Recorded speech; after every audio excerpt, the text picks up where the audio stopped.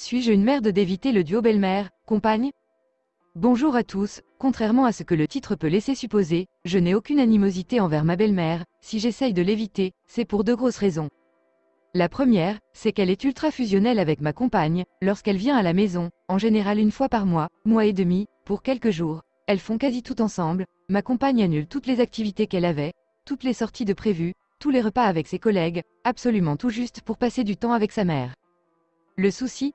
Ça me donne l'impression d'être la troisième roue, je ne peux pas en placer une, je ne peux rien décider, rien planifier, je ne suis au courant de rien, je me retrouve quasiment célibataire durant une semaine en fait, à chaque approche que j'ai avec ma compagne durant ces périodes, j'obtiens au mieux comme réponse: tu fais comme tu veux.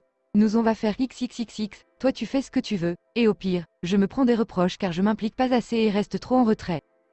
Le second point, c'est que sa mère, même si elle est extrêmement gentille, a le comportement d'une ado, elle se disperse de partout, n'anticipe absolument rien, fait tout sous impulsion, n'écoute que la moitié des choses et j'en passe. Lorsque je fais une remarque à ma copine par rapport à ça, ça provoque encore des tensions.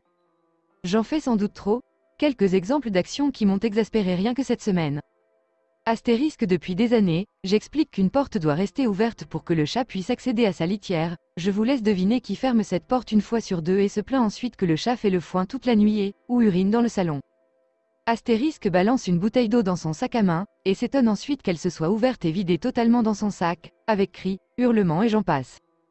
Astérisque communique avec notre enfant en hurlant, tapant des mains, faisant des grands gestes, pas de manière agressive mais pour jouer, je précise, et s'étonne ensuite qu'il soit tout excité avant d'aller au lit. Astérisque in extremis, j'ai réussi à éviter qu'elle nous résilie de notre forfait fibre, car on paye trop cher et qu'elle a vu une offre plus intéressante en ADSL. Astérisque laisse la porte du frigo grande ouverte, l'alarme s'enclenche et se plaint durant 10 bonnes minutes que le bip lui casse les oreilles sans même se dire qu'il faudrait fermer la porte. Astérisque met sur le balcon en plein hiver des plantes d'intérieur et fragiles car c'est plus joli dehors. Astérisque décroche des choses, change des objets de place, bouge des meubles, le tout pour chercher quelque chose, sans jamais les remettre en place ensuite.